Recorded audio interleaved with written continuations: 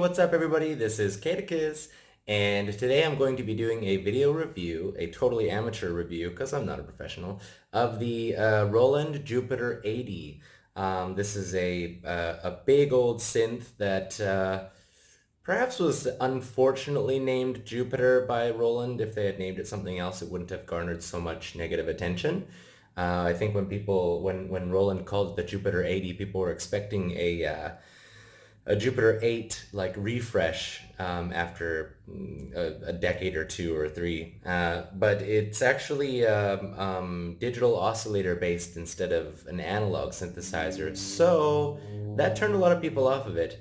But I'm going to do a video review of it and show you why maybe it was kind of written off a little prematurely, because it actually does sound really good.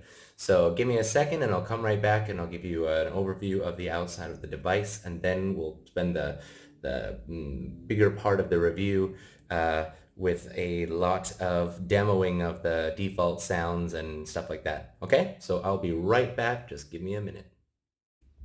Okay, welcome back. Here we are with the second part of the review, and this is the outside of the device. I'm sorry I can't use my fingers to point at things because I'm holding the microphone with one hand and the phone with the other. So you're just going to have to look at whatever I'm trying to focus on. So as you can see on the outside of the device, or by the looks of it, it is very large. It's very large. Like, it's big. Not only is it long, but it's also very like top bottom wide. It's very deep. It's got a lot of functionality on the top of the device, but also there's like the touch screen menu here, which means there is quite like there's a bit of menu diving, definitely a bit. So here we've got different categories that control lower, like actually it's percussion, lower, upper, and then what's the last one? Solo, okay? And this will all come into play. The way that this thing, like that this synthesizer works is it has layers, obviously, and it actually, each patch up here is a combination of layered sounds. So you choose like this synthesizer and that one and that one, and you can stack them all together on top of each other and play each one with each note or each key.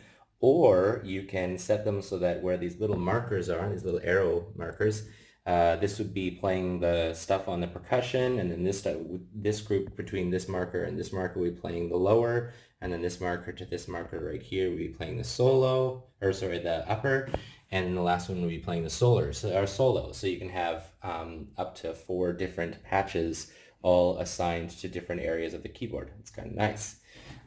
You've got nice colorful buttons, and this is reminiscent of the Jupiter 8 and also the Juno 6, I think. I'm not 100% certain, but definitely the Jupiter 8, they had these beautiful rainbow buttons on here. Down here you've got this for easy patch selection, so there are different categories, or like basically batches of patches. And in each one, like A, B, C, and D, there are banks 1, 2, 3, 4, 5, 6, 7, 8. So you can actually click on A and then click on the number you want, or B, and so on and so forth. You've got a quick write button right here. So if you create a patch up here, then you can press that and press it probably a few times in order to get through the menu to like choose the name and stuff like that. And you do all the name input and stuff on the touch screen up here. There's a little keyboard that I can't point to or bring up because of my hands. Okay, you've got some extra controls here. You've got your arpeggio right here, and you've got your part balance. Like I said, with the percussion, lower, upper, and solo, you can actually put those up and down. And actually, the percussion, lower, upper, and solo come into play not just in the like actual as named percussion, lower, upper, solo sections, but in here, if you are making a patch or something, and that one patch has a bunch of different like synthesizers or samples stacked on top of each other, they will also be categorized as upper and lower and solo and stuff. So you can actually turn those off using these buttons, or adjust their volumes using those levels right there. So it's a little deeper than just controlling those parts that it shows. Down here you've got your octave up and down and transpose. Over here you've got pitch, volume, and assignable for the D beam, which is kind of neat. If you watched my MC808 review, then you saw how the D-beam works. Basically works kind of like a theremin. You just put your hand over it and closer and further and left and right, and it'll adjust it according to whatever you set it in the settings. So kind of like playing things in the air. It's neat. Down here, rotary sound on and off and slow and fast, so kind of giving you like a one, one, one, one, one sort of thing. Over here, you've got your S1 and S2, and I forget what those do. I'm very sorry. So, here you've got your pitch bend and I would say modulation. Like if you push it up, I'll show you.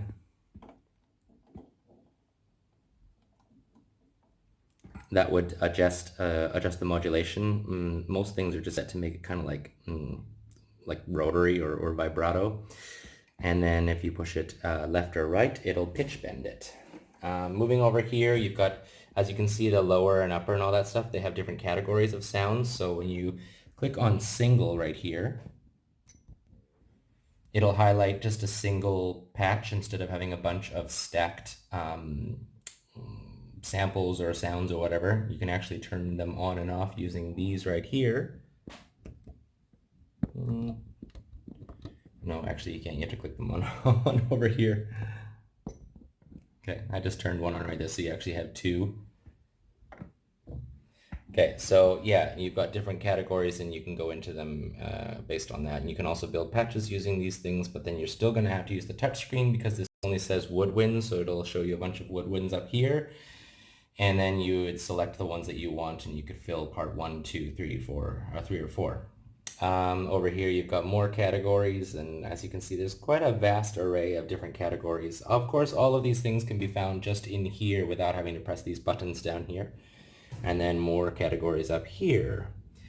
Here you've got your value knob. Decrease and increase is fine-tuning like 1 or 2 instead of like scrolling through them with that knob right there. The knob is also pretty handy though. It works quite well. You've got your enter and exit button. And enter just confirms on things and exit just gets out of that menu. Over here you've got your song player and recorder. So you saw on this side of the device you've got the USB bay, and it pops up and you can slip a USB drive, a thumb drive in there. And then while you're playing something on the keyboard you can actually record it real time.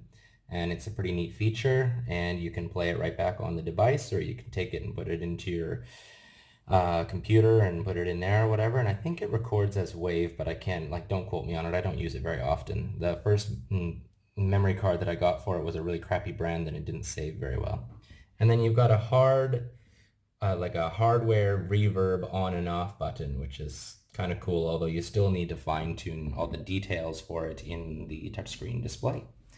On the back of the device, I'm not going to actually like go around there because I can't get back there, but you've got your digital audio out, USB for the computer connection, you've got MIDI in, out, and through, you've got your foot pedal controls, so 1, 2, and hold, and of course you can set up what those 1 and 2 do in the menu on here. You've got your audio in level. I don't really know what that does, never used it. Your sub out, which is nice to have your sub sounds separated from the other sounds if you want them to. Like if you've got a good monitor set up, you can do that. You've got your main outs, and there are 2 sets, so left and right mono, and then your headphones, and that is it for the inputs on the entire device.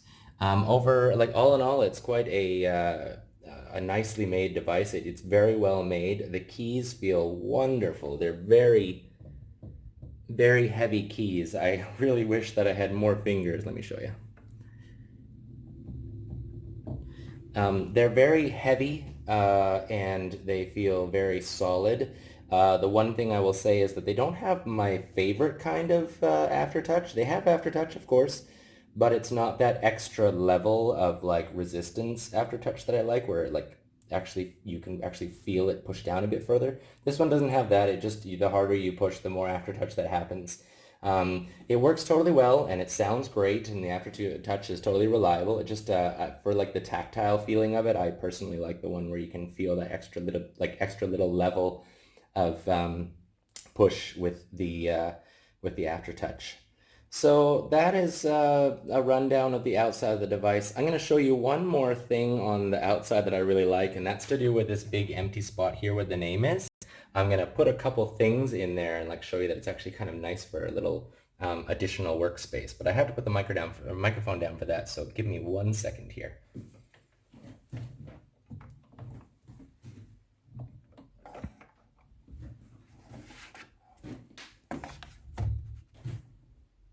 iPad.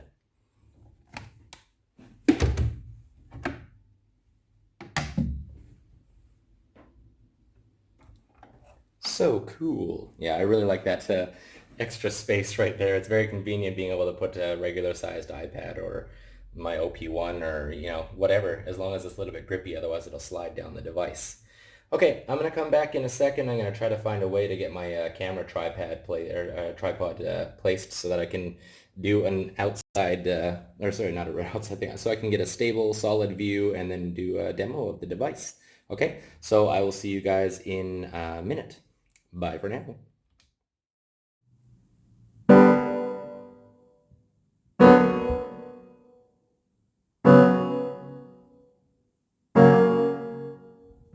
Welcome back to the third part of the review, and here we're going to listen to what the Jupiter 80 sounds like, and as well as a little bit of an overview of what the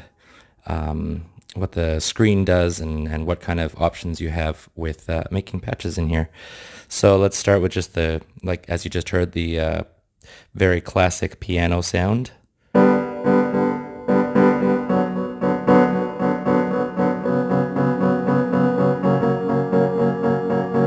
And the velocity sensitivity is really good, so it doesn't just play one sample for everything louder or quieter. It actually plays different samples to model the sound of a piano.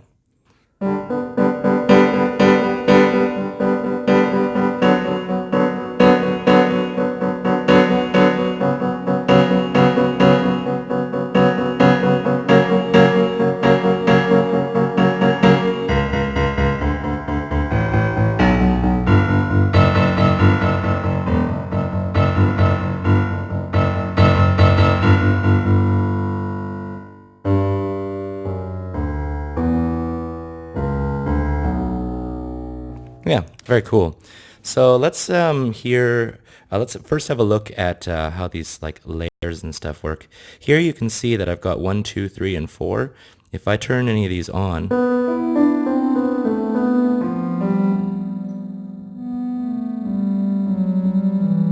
it's actually layering different sounds together, like entirely different patches together at the same time. And the complexity that you can make with a single registration, which is like a bunch of patches together, is like, it's just baffling. It's 20 or 24, something like that. So you can hear this one or this one. It's the same sound.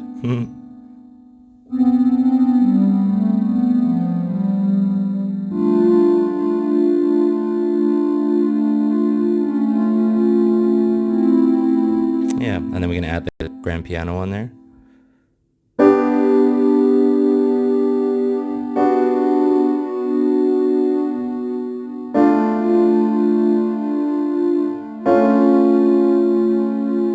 Yeah, very sweet. This keyboard is all about layering. There's just layer after layer after layer and making your own patch. This is perhaps something that has turned a lot of people off of the Jupiter 80. Jupiter 80 is that it can be quite complicated to create a patch. I mean, it's not something that you just sit down there for 2 or 3 minutes and like, ooh, cool, I made something. It's more like up to an hour just to make one single patch, and like that patch has multiple different layers. But the thing is that you have so much control over what you can do with a patch, and you can also turn like layers on and off as you're playing, not just through the controls on here, but also over there. There are controls that you can turn them on and off, and you can make just these super sweet different sounds that are just absolutely unique from anything else or different from anything else you've ever heard before. So yes, it is a bit complicated to program patches and create patches, but at the same time, you don't have to make something so complex as like 24 different patches mixed together. You can just make a single one thing. Let's see if I can do this here. Okay, this one's Supernatural Pro. I could click on Synth Lead. Here we go. Then I could go to Edit It here. And I could turn off all these things here. So just have the one. And I could edit that even further. So here you see I have a whole bunch of options: pitch, filter, amp, LFO, modulation, LFO, portamento, and miscellaneous. Down here I've got different effects and how they're routed, and it's very clear. So synth lead 1, 2, 3, and 4 are like all clearly listed here, and I can adjust their master. Like here is our reverb, and I can turn this up. And also turn up the amount right here. Change the type. Let's go for a hall. And if that isn't big enough for me, I could edit it even further, and I can affect the time right here.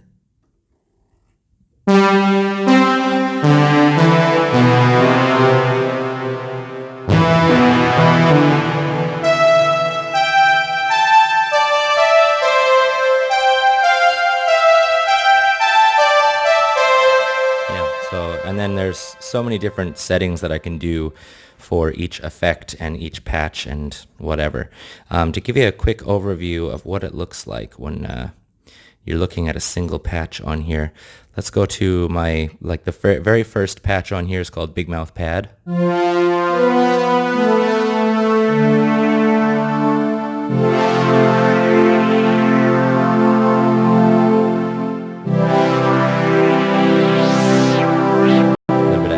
There. So it's a very nice sounding patch, but I can also show you what it is composed of. It's composed of a percussion part, a solo part, upper and lower. The upper and lower are both 4 parts each. So if I go into edit here, you can see there are 4 different parts, and I could turn these off and turn one on. Add to it. And another.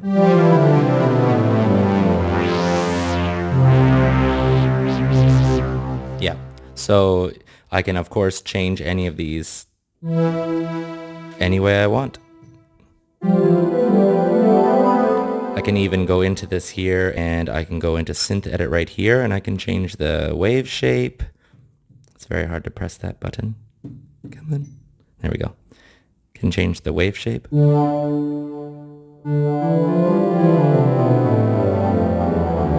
got envelope control down here, filter, amp, all that stuff. And there's just so much control. Go to Pro Edit here, and I can do even further edits to the sound if I wanted to, although I don't really have enough of a grasp of it myself to do it at such a level.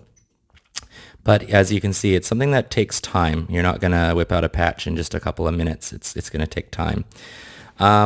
Let's leave the last part of the review to demo some of the inbuilt patches on here, and you can hear what it sounds like out of the box. So Big Mouth Pad, we just heard it.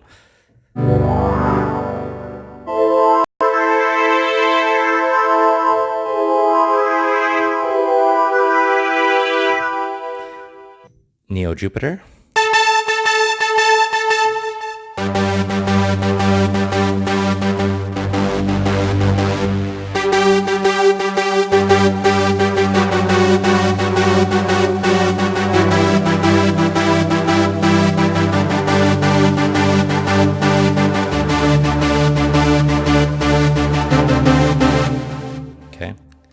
Classic Ways.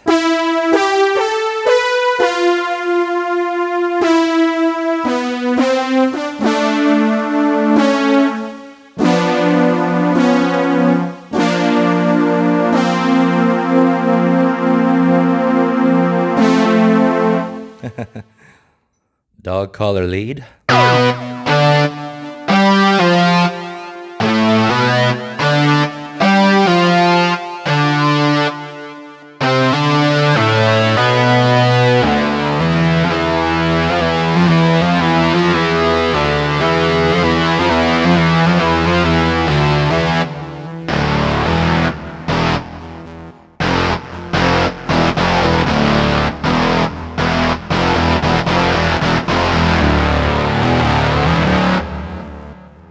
Saw crusher.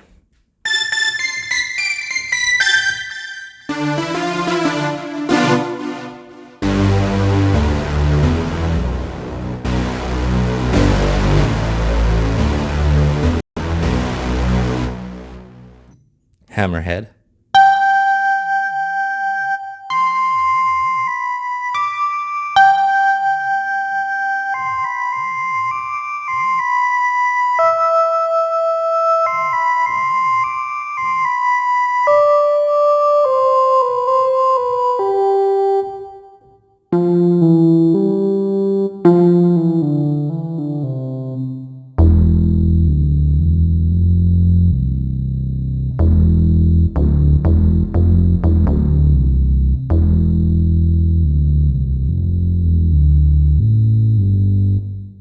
Very bassy.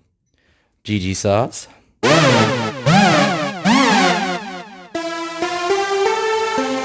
Oops, it's on split.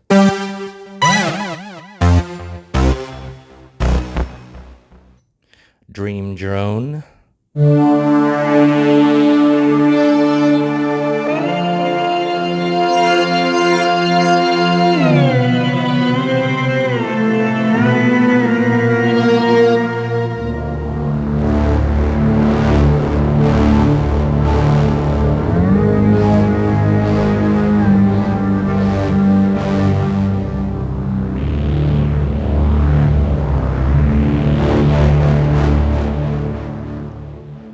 Very wet floor.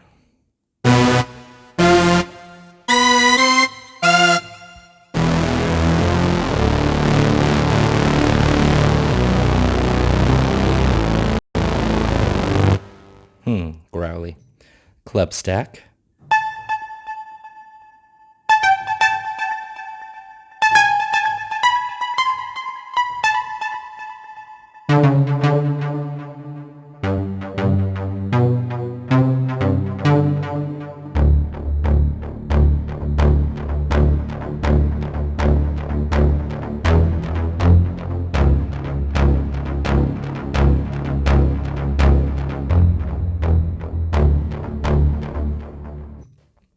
Plat synth brass.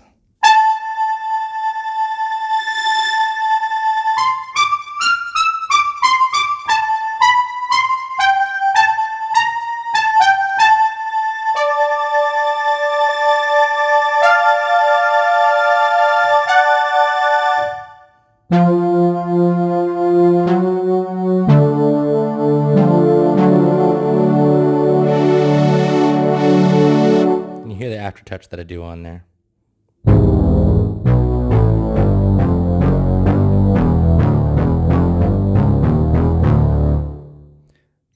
Mini Ripper.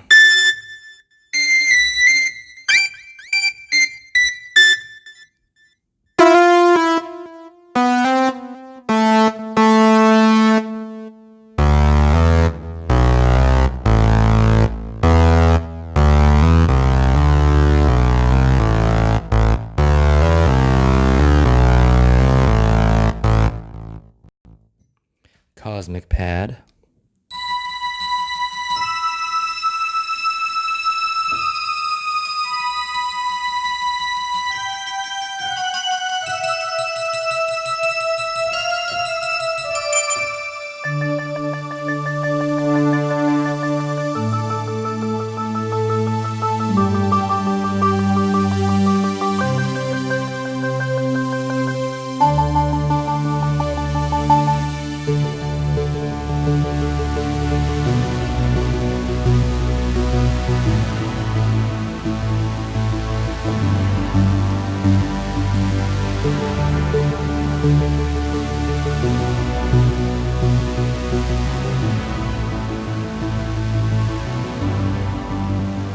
Cool.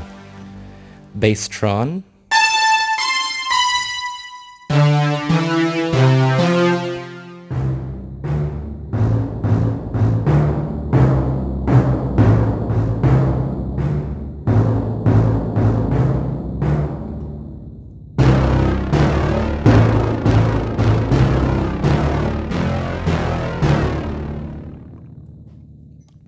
mock maker instead of matchmaker.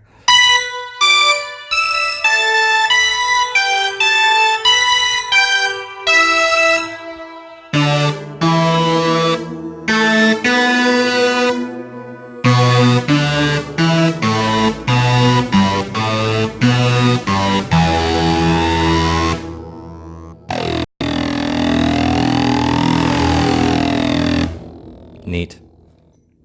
Cozy Van Betty.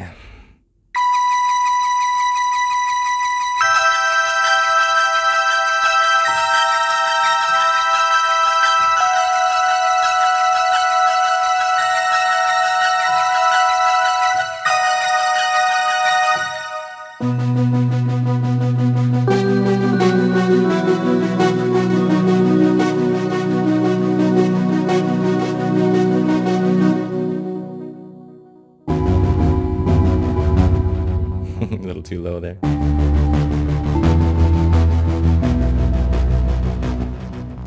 Cool. JP 8 strings, so Jupiter 8 strings.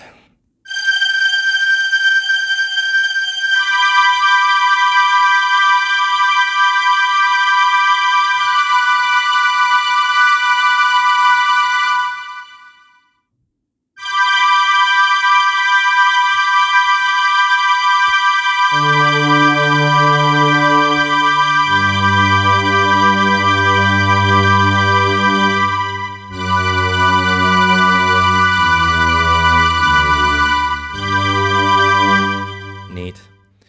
This one's called Eurorhythmics. Kind of trumpety brass sound.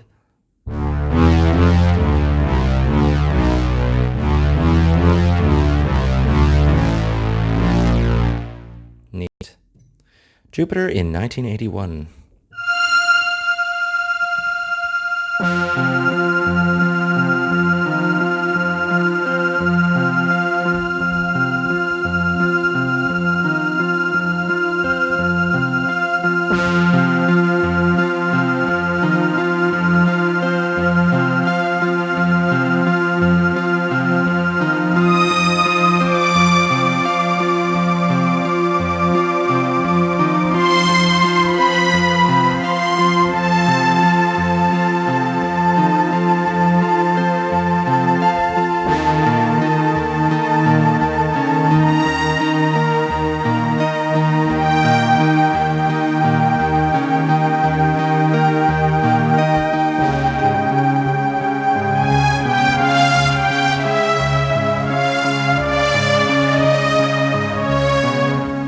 To butchering that there. Kind of neat. Oops. 70s bass split.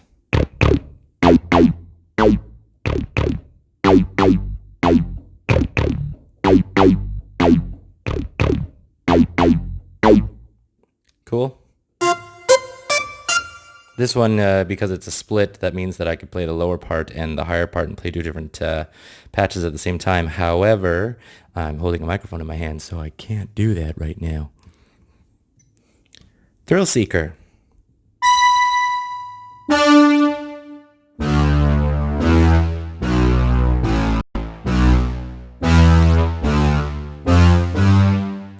Cool. I'm going to show you one of my favorite sounds on here. That's Canadian Springs EP.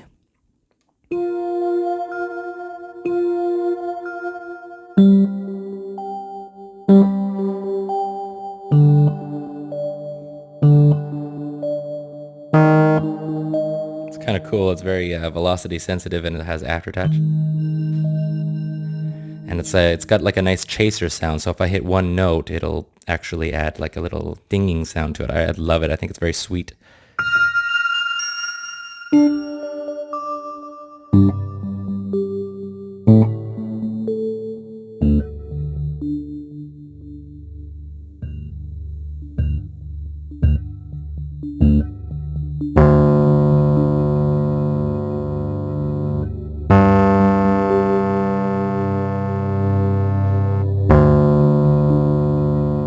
Yeah, very sweet.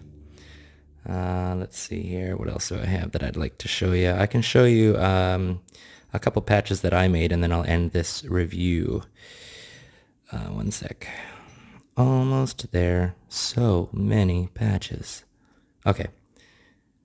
Here's one I called Ding-a-ling. That's the first patch I ever made on here.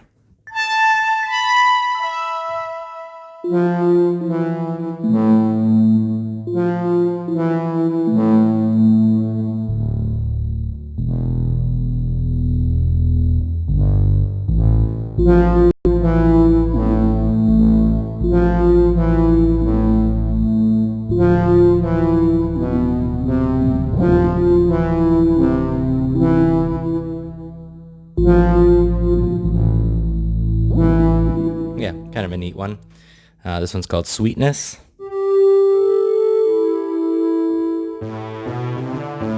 And it's a split, so everything plays different things according to whether I play on the bottom of the keyboard or the high of the keyboard. Next one's called Sweet Christmas.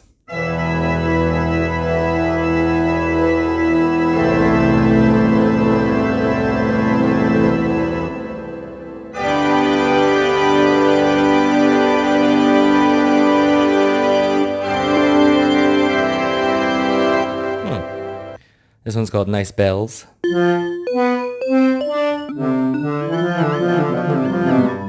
Yeah, I don't know. This one's called Nice Lead.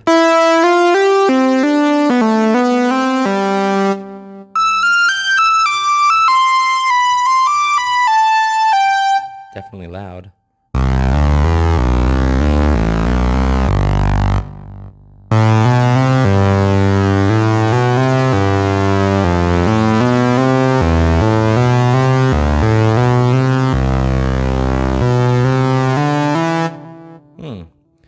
This one's called Bell Lead.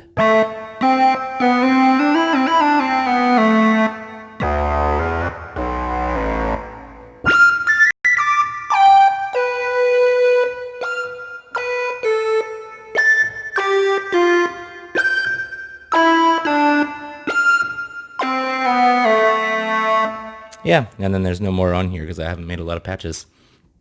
Anyway, that pretty much wraps up my review. I hope you guys enjoyed it, and if you have any comments or anything like that, of course, feel free to leave them below. And don't forget to like the video if you liked it, and subscribe if you haven't already. And we'll see what my next review is for my next synthesizer. And in the meantime, I hope y'all make lots of music and have a lot of fun, and I will see you guys the next time I make a video. Okay, thanks for watching. This is Caticus, out.